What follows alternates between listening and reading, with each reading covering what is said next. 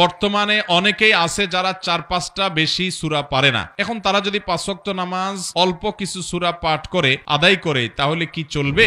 এরপরে প্রশ্ন হলো সন্তান প্রতিবন্ধী কেন হয়? আল্লাহর রহমতে দায় রাখছি আলহামদুলিল্লাহ। এখন আমি সুন্নতি চুল রাখতে চাচ্ছি কান বাবড়ি অর্থাৎ কান পর্যন্ত, কিন্তু আমার মা রাখতে দিতে চায় না। তিনি বলেন তার এই সুন্নত নাকি পছন্দ হয় না, কিন্তু আমার বাবা রাখতে দিবে। এখন আমি কি করব? নিজের থেকে অন্যকে নিয়ে বেশি চিন্তা এবং প্রতিনিয়ত অন্যের সম্পর্কে মন্দ ধারণা মাথায় ঘুরপাক খায়। থেকে বেঁচে থাকার উপায় কি? নিজের ঈমান বাঁচানোর উপায় কি? অনেক সময় আমাদের মা বাবা আমাদেরকে বদদোয়া দিয়ে ফেলেন রাগের চোটে। এরপরে যখন তারা স্বাভাবিক হন তারা নিজেরাই অনুতপ্ত হন। প্রশ্ন হলো রাগের মুহূর্তে তারা যে বদদোয়া করে বসেছেন এর কারণে আমাদের কোনো ক্ষতি হবে কি? এরপরে প্রশ্ন হলো বর্তমানে অনেক মেয়েরা বোরকা পরে, কিন্তু অনেক মেয়েরাই বোরকা ইসলামিক বিধান অনুযায়ী পরে না। তারা বোরকা পর্দার চেয়ে ফ্যাশন হিসেবে বেশি ব্যবহার করে। এদের উদ্দেশ্যে কি বলবেন? এরপরে প্রশ্ন হলো সন্তান প্রতিবন্ধী কেন হয়?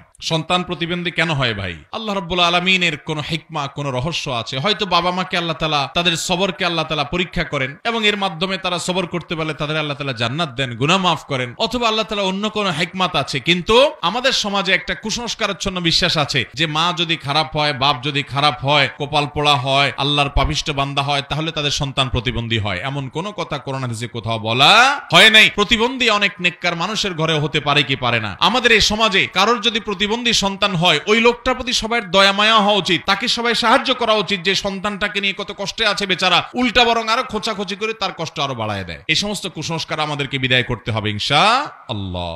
আল্লাহর রহমতে দায় রাখছি আলহামদুলিল্লাহ। এখন আমি সুন্নতি চুল রাখতে চাচ্ছি কান বাবড়ি অর্থাৎ কান পর্যন্ত, কিন্তু আমার মা রাখতে দিতে চায় না। তিনি বলেন তার এই সুন্নত নাকি পছন্দ হয় না, কিন্তু আমার বাবা রাখতে দিবে। এখন আমি কি করব? প্রথম কথা হলো যে মাকে বুঝাইতে হবে মা নবীজির কোন সুন্নত এটা যদি বলে যে আমার ভালো লাগে না, অপছন্দ হয়, তাহলে এটা ঈমান নিয়ে টানাটানি হতে পারে। হ্যাঁ, এটা ঠিক যে আমি এই সুন্নতটা পালন এই মুহূর্তে করতে নিষেধ করতে পারি বিশেষ কোনো কারণে, সেটা অসুবিধা নাই। কিন্তু নবীজির সুন্নতের প্রতি অবজ্ঞা অশ্রদ্ধা প্রকাশ হলে সেটা কিন্তু ঈমান নিয়ে টানাটানি হতে পারে, বিশেষ করে যে ঠাট্টা বিদ্রুপ হয়। এটা মাকে বুঝাইতে হবে। আর মা যদি নিষেধ করেন কোন সুন্নত আমল করতে, তাহলে প্রয়োজনে সেই সুন্নত আমল করবেন না, কারণ সুন্নত আমল করার গুরুত্বের চাইতে মায়ের নির্দেশ মানার গুরুত্ব অনেক বেশি। হ্যাঁ, মা যদি আপনাকে একেবারে দায় রাখতেই নির্দেশ না দেয় যে না গায়ে রাখতেই পারবি না, সেই কথা মায়ের শুনতে পারবেন না, কারণ দায় রাখা ওয়াজিব। ওয়াজিব তরক করতে গিয়ে মায়ের কথা শোনা যাবে।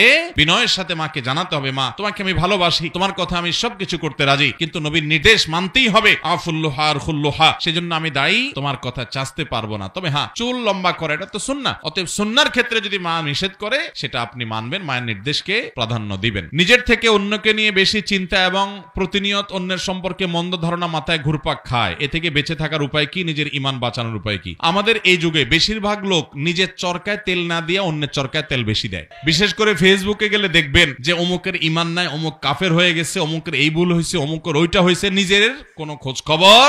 অনেকে আছে দেখবেন ফেসবুকে দাওয়াত দিতে দিতে দিতে বিশাল বড় ইসলাম প্রচারক উনি, কিন্তু ফজর নামাজ মসজিদেও যায় না। এরকম অনেক ইসলাম প্রচারক ফেসবুকে আজকাল আছে না নাই?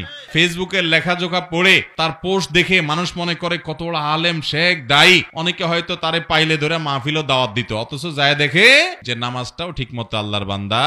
সব লাইক কমেন্ট কামানোর ব্যবসা, সব লাইক কমেন্ট কামানোর কি ব্যবসা। আল্লাহ মাফ করুক। এই উদ্দেশ্যে যদি আপনি দিন প্রচার করেন তাহলে সব তো দূরের কথা, বরং শিরকের গুনাহ হতে পারে। এখন কথা হলো অন্যকে চিন্তা নিয়ে বেশি হয়, নিজেকে চিন্তা নিয়ে কম হয়। এই জন্য আপনি রিয়া এবং লৌকিকতা সম্পর্কিত হাদিসগুলো জানবেন, এগুলোর ভয়াবহতা কি, জাহান্নাম উদ্বোধন করবে সে সমস্ত লোকদেরকে দিয়ে যারা মানুষ দেখানোর জন্য ভালো কাজ করবে। আর আল্লাহ তাআলা কোরআনে বলেছেন কু আনফুসাকুম ওয়া আহলিকুম নারা, নিজেকে জাহান্নামের আগুন থেকে বাঁচাও, এটা আগে, এরপরে পরিবারকে, তারপরে অন্যান্য মানুষকে। এই আয়াতগুলো বেশি বেশি করে পড়বেন এবং যারা আত্মশুদ্ধি করে, নিজের সংশোধন করে, সেই মানুষগুলোর সামনে দিয়ে থাকবেন, ইনশাআল্লাহ আল্লাহ তাআলা ভালো রাখবেন। এরপরে প্রশ্ন হলো অনেক সময় আমাদের মা বাবা আমাদেরকে বদদোয়া দিয়ে ফেলেন রাগের চোটে। এরপরে যখন তারা স্বাভাবিক হন তারা নিজেরাই অনুতপ্ত হন। প্রশ্ন হলো রাগের মুহূর্তে তারা যে বদদোয়া করে বসেছেন এর কারণে আমাদের কোনো ক্ষতি হবে কিনা? খুব গুরুত্বপূর্ণ প্রশ্ন। অনেক মা বাবা আছেন একটু রাগ হলে, একটু মাথা গরম হলেই ছেলে মেয়েকে গজব, বদদোয়া, ঠাডা, নানা রকমের কথা বলে তাদেরকে বদদোয়া দিয়ে বসে, আছে না নাই?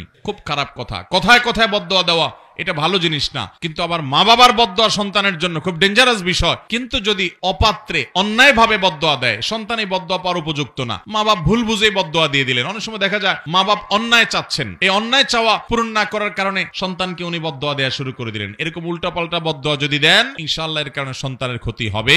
আবার যদি রাগের চোটে বদদোয়া দিয়েছেন সন্তানকে, পরক্ষণে তিনি নিজেই অনুতপ্ত হয়েছেন যে না, আমার এটা বলা ঠিক হয় নাই, ইনশাআল্লাহ এর কারণে সন্তানের ক্ষতি হবে না। কোরআনে কারীমে আল্লাহ বলেছেন, লাউ ইয়াজ্জালুল্লাহু আন-নাসা শাররা ইসতিআজালাহুম বিল খাইর লাকুদিয়া ইলাইহিম আজালুহুম। মানুষ তাদেরকে আল্লাহ তাআলা ভালোটা চাইলে যত তাড়াতাড়ি দেন, বদদোয়া করলে খারাপটা চাইলে যদি এরকম সাথে সাথে দিয়ে দিতেন, তাহলে বাঁচত না, মানুষ সব শেষ হয়ে যেত। অতএব আল্লাহ খারাপটা সাথে সাথে দেন না, অনুতপ্ত হয়ে ফিরে আসলে আল্লাহ তাআলা ওটার ক্ষতি থেকে বাঁচিয়ে রাখেন। এরপরে প্রশ্ন হলো, বর্তমানে অনেক মেয়েরা বোরকা পরে, কিন্তু অনেক মেয়েরাই বোরকা ইসলামিক বিধান অনুযায়ী পরে না, তারা বোরকা পর্দার চেয়ে ফ্যাশন হিসেবে বেশি ব্যবহার করে, এদের উদ্দেশ্যে কি বলবেন? এরকম লোক অনেক আমাদের সমাজে আছে যে বোরকা এমন টেডি বোরকা পরে, এমন জাকজমকামলা বোরকা পরে যে ওই বোরকাটা ঢাকার জন্য আরেকটা বোরকা দরকার। বোরকার উদ্দেশ্য হলো সৌন্দর্য ঢেকে রাখা। সৌন্দর্য ঢেকে রাখতে হবে কেন? কারণ তার সৌন্দর্য নিয়ে অন্য পুরুষরা বাজে চিন্তা করবে, এটা কোনো আত্মসম্মান বোধ সম্পন্ন নারী করতে দিতে পারে। অতএব সেই জায়গা থেকে তিনি কি করবেন? পর্দা করবেন।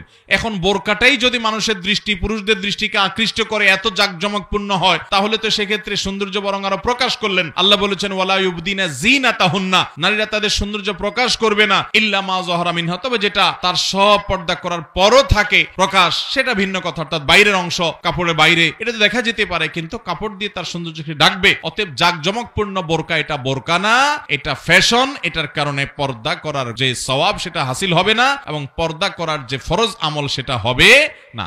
অনেক বোন আছেন হঠাৎ অশ্লীল জীবন থেকে পর্দা আসছেন, ফ্যাশন দিয়ে শুরু করছেন, আমরা বলে আস্তে আস্তে সামনে আগান, এটাই মূল পর্দা না। আমাদের অনেক ভাইরা আছেন প্রবাসে থাকেন, বিদেশ থেকে জাকজমকপূর্ণ একটা বোরকা বইয়ের জন্য নিয়ে আসেন, এটা কোনো বোরকাও না, বোরকার জাত না, এটার কারণে পর্দা হবে।